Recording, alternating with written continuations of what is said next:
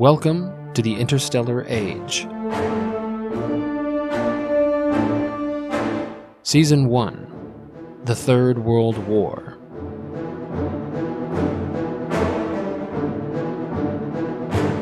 Episode 9, Endgame, July 2060 to March 2061.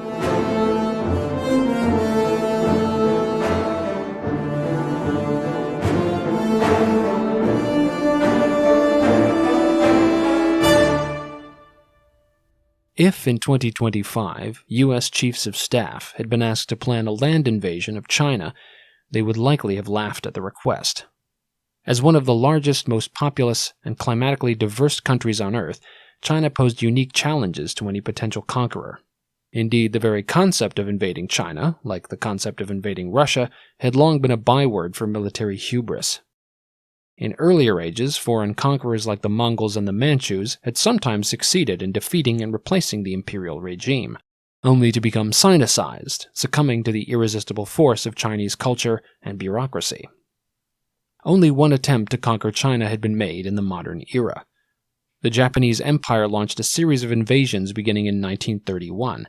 Over time, they conquered large swaths of the most populous and economically vital areas of the country, including Hong Kong, Shanghai, Nanjing, and Beijing. The Japanese invasions began during a period of unique Chinese weakness, when the country was divided into a series of fiefdoms, only nominally ruled over by the corrupt and ineffectual nationalist regime of Chiang Kai-shek, which was itself constantly distracted by a civil war against Mao Zedong's communists. Japanese power, meanwhile, was at its peak, and the much more modern Japanese military consistently inflicted crushing defeats on far more numerous Chinese armies. Yet after 14 years of war and as many as 20 million Chinese dead, the Japanese Empire only managed to conquer about 25% of the country, and failed to secure the surrender of either the nationalists or the communists before they themselves were defeated by the United States in the Pacific theater of the Second World War. If that had been the outcome in the mid-20th century, when China was arguably at its weakest, what chance did an invasion in the mid-21st century have, when a nuclear-armed China was, if not at the peak of its strength, at least unified with one of the world's largest and most modern militaries? Indeed, any attempt by the Allies to conquer the entirety of China's landmass would likely have ended in failure. Yet there were reasons to believe that this time an invasion might have a chance at success. In the 1930s and 40s, Japan had been fighting alone against China, while much of the rest of the world, including the United States and the Soviet Union, had aided and supplied the Chinese before directly entering the war themselves. This time the paradigm was reversed. The People's Republic of China fought alone against the world, with only a handful of conquests and puppet states to aid them, or to consume military resources in occupation that might otherwise have defended the homeland. And while the CCP's extensive cybernetic implantation regime granted them an unprecedented degree of control over their soldiers and citizens, it might also provide a unique opportunity to end the war without the conquest of the whole country, if the Allies could find a way to exploit it. In either case, what choice did they have? The Chinese Empire clearly could not be left intact. Given time, it would only recover its strength and attempt another war for global dominion. Given the country's vast resources, a blockade would not be sufficient to force its surrender. Annihilating it with nuclear weapons would only irradiate the entire region, provoke a nuclear counterstrike, and potentially kill billions of innocent Chinese and Allied civilians. An invasion of some kind was the only recourse. Allied High Command had recognized this fact early on, and began drafting the first plans along with those for the invasions of the Philippines and Taiwan. The overall operation, codenamed Victory Dawn, would consist of a series of subsidiary operations. The first, slated to begin in September 2060, would consist of special forces raids into Japan and South Korea to aid and encourage the growing popular resistance movements against the largely North Korean occupiers. Then, in early October, the Indian Army, reinforced by General Langworth's 11th Army Group, and its own forces returned from the invasion of Iran, would launch Operation Varaha Parakram, a renewed push into Myanmar and Yunnan province, intending, if possible, to ultimately reach Guangzhou and Hong Kong. At the same time, Operation Resolute Thunder would be launched, a series of Allied amphibious assaults concentrated on Qingdao, with the ultimate aim of driving on and capturing the capital at Beijing. AHC hoped that maximum pressure on multiple fronts would cause the now outnumbered PLA to crack. Then, if the capital could be taken and Chairman Chiang's government either captured or destroyed before it could escape, very big ifs, the war might be ended without devolving into a protracted insurgency in a vast country of over 1 billion people. And of course, all this assumed that Chairman Chiang's nuclear threat was a bluff, or if it was not, that it was a threat which could be handled without world civilization coming to an end. Chiang, for his part, had been awaiting this invasion for years. He had hoped that the Allies would launch it in 2058, when it would likely have been defeated. Nevertheless, he and his military chief, Field Marshal Bohai, remained confident that they could defeat an Allied amphibious assault, either destroying it on the heavily fortified beaches or once it became bogged down fighting through China's dense urban areas. If the Western forces could be destroyed, they hoped Western will to continue the war would crumble. Without their support, the Indians could not hope to defeat the PRC alone and would have to seek peace. Such a peace treaty would grant Chiang and the CCP time to recover from their setbacks and wait for the inevitable slide of the world's democracies back into chaos. The world's democracies were not keen to give them the chance. Despite the risks, Victory Dawn would go ahead. Allied Special Forces units had been landing in occupied Japan and South Korea for months by September 2060. Teams participating in Operation Phantom Dagger were inserted by a variety of means, from stealth submarines to suborbital paradrops. In the latter case, the first ever military space dives, special operators and their equipment were carried up to the mesosphere by stealth aircraft, and then dropped, making use of low-opening chutes and retro thrusters to slow their descent as quickly as possible. This method allowed Allied Spec Ops teams to bring heavier equipment into occupied territory without the risk of detection. Among the equipment smuggled in this way were next-generation modular industrial printers and modular nuclear reactors to power them. These devices allowed the increasingly large and complex resistance cells in Japan and South Korea to spend months manufacturing weapons and ammunition for their fighters, and to hand out to civilians in the general uprising that was now planned to coincide with the invasions of China. Aided by these augmented special operators, Japanese and South Korean insurgents ramped up their attacks on their North Korean and Chinese occupiers throughout September, inflicting significant damage and creating doubt in Chiang's mind about whether the Allies planned to invade China directly or to first liberate Japan as a stepping stone. Then, in early October, just days before the main operations began, popular uprisings exploded throughout occupied Asia. As in Russia and Iran, Allied cyber warfare efforts had successfully undermined the control mechanisms of many implanted civilians, particularly those who had been implanted by the North Koreans, rather than the more effective Chinese. The DPRK made every effort to crack down on these revolts, but they were already spread thin, attempting to deal with raging and sophisticated insurgent attacks, and most of their best units were already deployed to the Indian front to guard the flanks of the PLA on the vast lines of contact there. Up against the massive numbers of the angry populace and the highly sophisticated tactics and weapons of Allied special operators, the North Koreans began to buckle.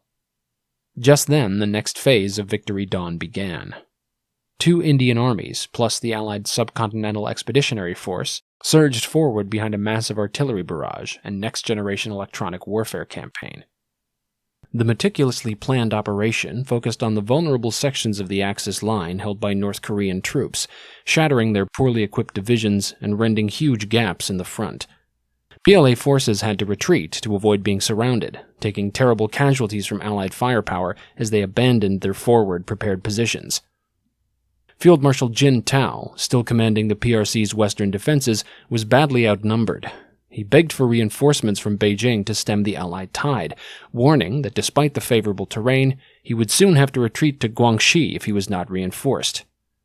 But Chiang would not be moved. He was now absolutely convinced that the Western Allies were about to land on China's east coast, and he wanted to make sure that the PLA's best augmech units were there to meet them. Chiang was right. On October 14th, Operation Resolute Thunder began.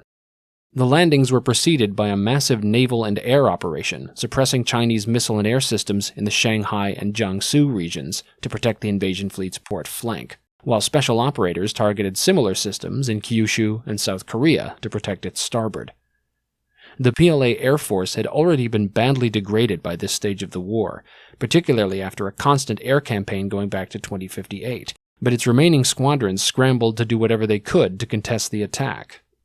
Similarly, the remnants of the PLAN sailed out of their harbors in penny packets to harass the invasion fleet. While Chinese submarines and drones were able to inflict some losses on the transport vessels and their escorts, the PLAN's remaining surface ships simply served themselves up for the slaughter. The Allies conducted a massive preparatory bombardment of the entire Qingdao region, destroying thousands of missile launchers and defensive positions and leveling whole city blocks within a kilometer of the coast. No attempt was made to preserve the port facilities, as it was correctly assumed the PLA would already be prepared to sabotage them. Instead, as in previous landings, temporary harbors would be erected to resupply the beachheads until the port could be repaired. The devastation inflicted upon the city of 12 million, once named China's most livable, shocked even the Allies who landed there. The CCP's refusal to evacuate the coastal areas of Qingdao and other likely invasion points meant that civilian casualties were high. They would continue to rise throughout the battle, in circumstances that grew increasingly ghastly. Behind this terrible bombardment, Allied troops stormed ashore at several points on either side of the city port. The two main landing zones were centered around Shilaoren Beach and the northeast of the city, and Lingshan Bay in the southwest. Secondary landings were also conducted north of Rizhao to divert attention from the main landings and to protect the flank of the main advance. Given the extremely heavy resistance expected, Resolute Thunder called for the initial landings to be carried out exclusively by Marines and other specialized amphibious assault troops. As such, Lieutenant General Arthur Choi's U.S. Marine Assault Corps bore the brunt of the landing operations.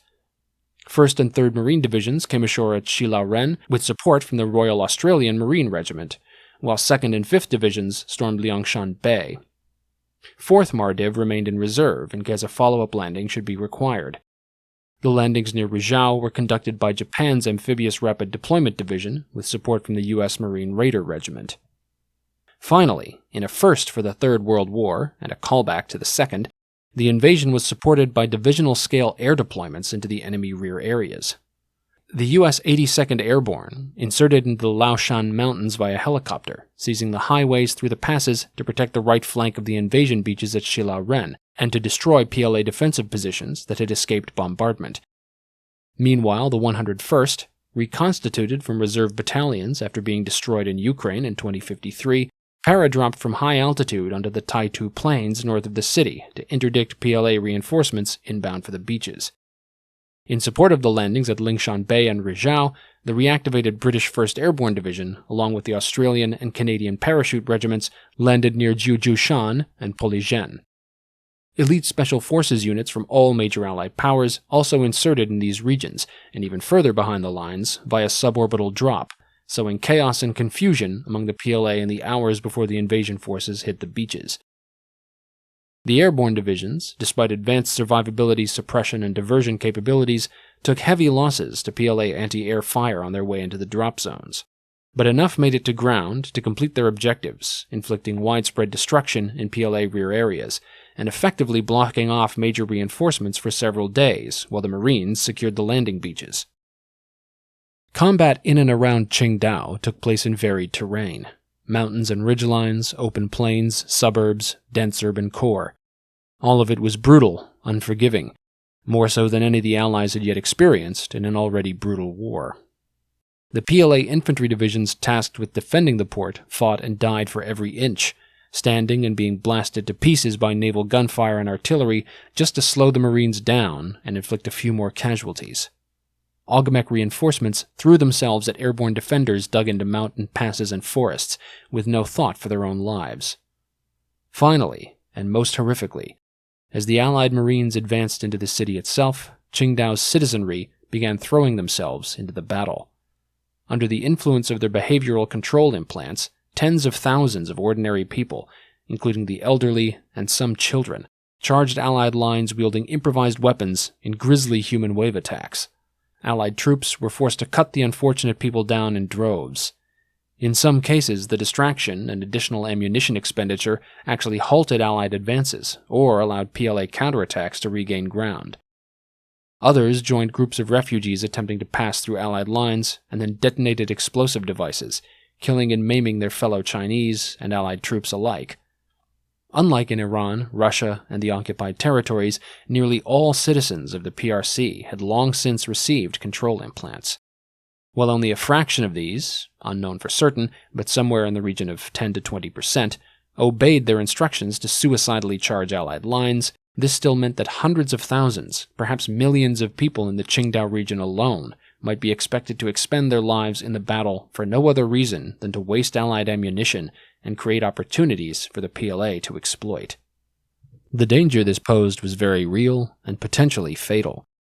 Allied cyber warfare had so far been unable to penetrate the CCP's behavioral control network in order to mitigate its effectiveness. Until such a solution could be found, only one answer to the problem presented itself. All Chinese civilians would have to be treated as potentially hostile.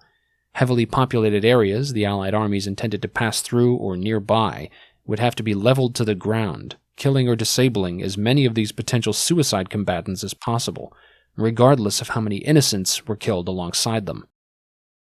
It was an utterly horrific policy, and would have been unthinkable to Allied soldiers and populations even a decade ago.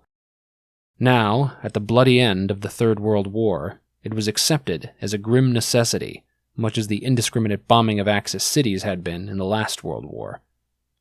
As the fight for Qingdao was reaching its terrible crescendo, Chairman Chiang made his final ultimatum. The Allied armies must get back on their ships and go home by November 1st, 2060. If they did not only would they be forced to kill their way through all 1.5 billion of China's inhabitants, but each of their major cities would be reduced to radioactive ash. His intent was that the human wave attacks of Qingdao's implanted inhabitants would show that China, or at least Chairman Chiang, was willing to commit national suicide by nuclear immolation rather than submit to the hated Democratic Alliance. The Allies ignored this ultimatum, as they had the last one. The timing that followed was almost too perfect to be true. On October 30th, after more than 2 weeks of continuous bloody combat, Allied Marines and airborne forces from the two beachheads linked up at the Jihongtan Reservoir. A devastated, depopulated Qingdao and its port were fully in Allied hands. Over the preceding days, advance units from the US, Australian, Japanese, and Canadian armies had begun debarking behind the Marines. Hundreds of thousands more would follow over the coming weeks. The advance northwest could begin. 2 days later, Chiang's ultimatum expired. At midnight, November 1st, the Supreme Leader ordered a strategic nuclear launch against the Allies. Even today, it remains unclear what Chiang hoped to achieve by this launch. Only about a third to a half of the PRC's strategic nuclear stockpile was deployed. Had all of it been launched, not only would the successful destruction of more targets have been likely, but its purpose would have been obvious: to annihilate world civilization in a final paroxysm of nuclear death, as Chiang must have known that the likely Allied counterlaunch would have destroyed China and spread radioactive dust and debris around the globe. A more limited launch could be explained in one of two ways. Either Chiang simply meant to keep some weapons in reserve for a second strike, with the same goal of global suicide in mind, or he knew that a significant number of the missiles would be destroyed or diverted by Allied defenses, and only intended that a few of them should strike and destroy their targets.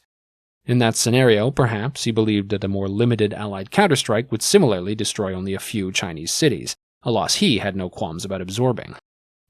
Then, maybe, horrified by the destruction of some of their greatest cities and quaking at the prospect of continuing a war against the whole of the Chinese populace, the weak peoples of the Allied democracies would demand their governments seek immediate peace.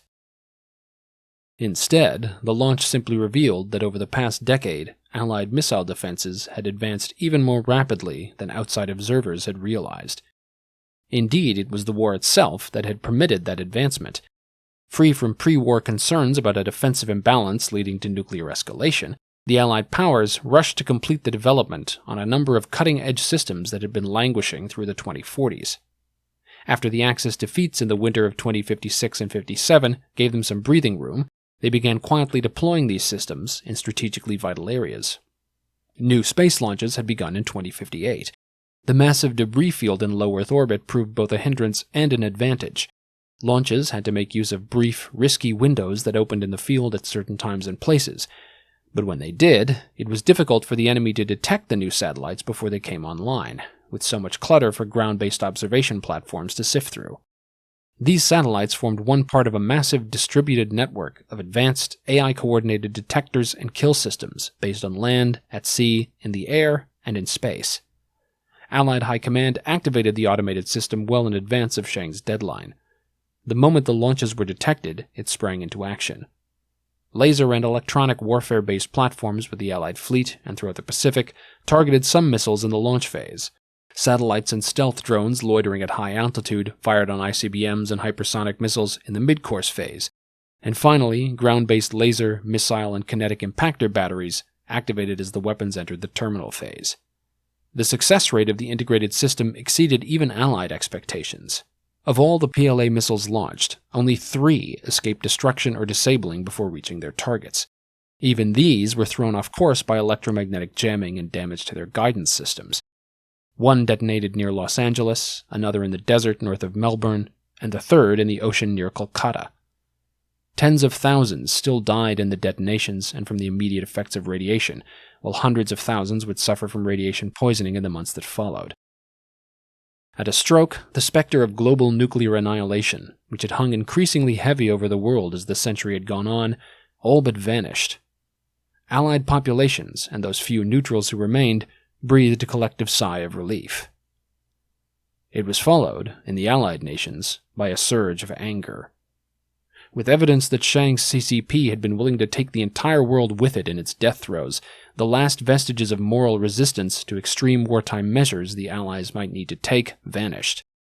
With the consent of the AHC, the Indians launched a retaliatory series of tactical nuclear strikes against PLA rear areas in Yunnan, precipitating the collapse of another series of Chinese defensive lines. Allied commanders lifted the last restrictions on bombardment of civilian areas in mainland China and targeted all urban centers in Shandong province, systematically blasting them into rubble, while a similar series of strikes targeted Shanghai. The GDA now issued an ultimatum of their own. Any further Chinese nuclear launches would not only be defeated, but would be responded to in kind, with the systematic destruction of every major Chinese city, either by nuclear or conventional means. The CCP was further called upon to surrender, or face a similar level of devastation throughout China. Predictably, the call for surrender was ignored, but nor did Chiang order the rest of his nuclear stockpile to be launched. Instead, he ordered the PLA to hunker down and prepare for a final battle on the route to Beijing. His last hope was that the advancing Allied armies could be bogged down and overwhelmed by the PLA and by tens of millions of implanted Chinese citizens. If the Allied armies could be drowned in blood, an exhausted world might, somehow, accept an end to the war that left the CCP in charge of some Chinese rump state. Even that, in Chiang's mind, would be enough to guarantee his ideology's eventual victory, decades or even centuries hence. This hope was not completely unfounded. Allied commanders recognized the danger that such a strategy might succeed, even with their restrictions on targeting civilian areas lifted. Even if the minimum estimate of 10% of the population followed implant orders to attack Allied lines, that might theoretically add 150 million bodies to the Chinese defensive effort. The sheer weight of flesh, even unarmed, would pose a significant challenge to the Allies if the whole of China needed to be subdued, to say nothing of the PLA itself, and the varied and difficult terrain in much of the country. Anger and the scent of victory fueled the Allies now, but exhaustion would set in sooner rather than later, if such a grinding battle of bloody attrition were allowed to drag on. The battles throughout the rest of 2060 bore out this fear. Allied forces' progress to the northwest was slow.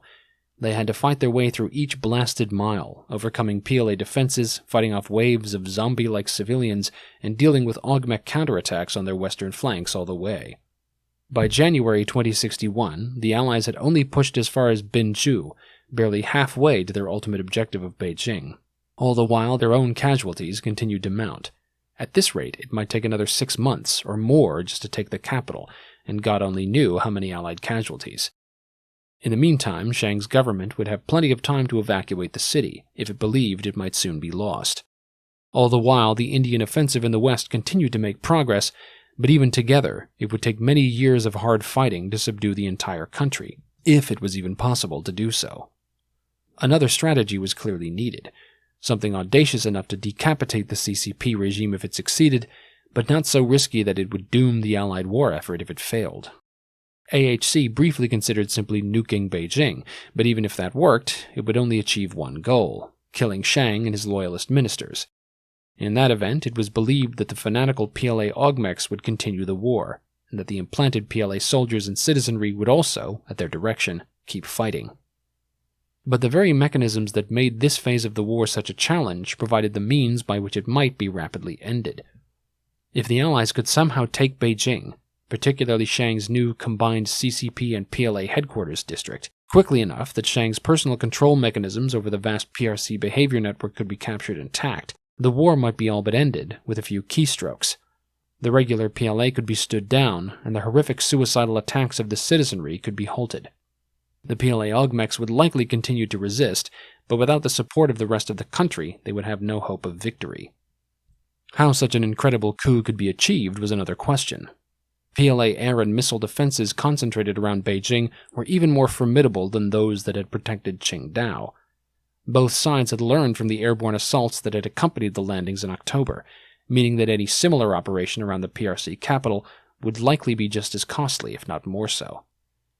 Such an operation would be complicated by the fact that there were fewer ideal landing zones around Beijing, that a major ground effort to relieve the airborne troops would have to fight its way past the metropolis of Tianjin to the south, and the fact that Chiang's command complex was right at the center of the vast urban area, built directly beneath the old Forbidden City. To overcome these challenges, Allied High Command formed an entirely new force in January 2061, the 1st Allied Aerospace Army. This army brought under its command an eclectic array of airborne and mobile forces, including the U.S. 82nd and 101st and the British 1st Airborne Divisions, the Japanese Airborne Brigade, and the Australian and Canadian Airborne Regiments, as well as a number of Special Forces units with air and suborbital drop experience. The FAAA also included a brand new formation of its own, the 1st Special Service Force, Aerospace, a joint U.S.-Canadian unit. The heavily augmented Devil's Brigade, its namesake from the Second World War, was pieced together from several U.S. Special Forces units and virtually the entirety of Canada's JTF-2. After being assembled in the fall of 2060, it trained for 5 months to do one thing: conduct the first-ever brigade-level suborbital combat drop onto the center of Beijing, then capture and hold the CCP's Central Command Complex until relief arrived. Command of the Aerospace Army was granted to Lieutenant General Elin Breckinridge, a veteran of JTF-2 with an extensive combat record stretching back before the start of the war. With her appointment, Breckinridge became the only Canadian, and the only special operator, to hold an army command during the war. Her experience made her uniquely suited to plan and command such an audacious and unconventional operation as the drop on Beijing. In support of 1st SSF's daring suborbital insertion, Breckinridge planned a series of parachute drops, heliborne landings, and next-gen stealth glider insertions in and around the outskirts of the city. The full-scale airborne divisions would fly over Allied lines, then drop at various points south and southwest of Beijing, securing the approaches to hold off PLA reinforcements and wait for relief. The Japanese, Australian, and Canadian regiments would land via stealth glider around the city's suburbs, their mission to sow chaos amongst PLA positions and fight their way into the center of the city to link up with the 1st SSF, forming a daisy chain back to the airborne divisions and thence, hopefully, to the Allied main force. Finally, and actually first, small squads of highly augmented special operators would be suborbitally dropped into the Yanshan Mountains to the north of the city, their mission to destroy camouflaged PLA air defense positions and then hold the passes through the mountains against enemy reinforcements for as long as possible. At the same time, the Allied armies, now under the overall command of U.S. Marine General Choi, would launch a major offensive from their start line north of Kangzhou, hoping to reach the 82nd Airborne near Langfang within 5 days. Even this would require an enormous effort and a weight of firepower as yet unseen in this theater, particularly to suppress Chinese counterattacks out of the city of Tianjin. Breckinridge thought that the 1st SSF would be able to hold out for a maximum of 7 days before they would need to be relieved. The operation, codenamed Stormfall, began on March 12th. A massive artillery and naval barrage, including tactical nuclear munitions, preceded the ground advance, leveling Tianjin, while a relentless air, drone, and missile campaign suppressed Beijing's formidable air defenses. Once again, the airborne units took heavy losses on the approach, but the massive suborbital drop came off as well as could have been hoped for. Several squads managed to land directly on top of the central command complex, while the rest were scattered throughout the core of the city. These attempted to fight their way into the main complex through streets that were rapidly choked with frenzied implant-controlled citizenry. A number of SSF units were cut off and destroyed by the mobs, but others managed to make it through to their objective.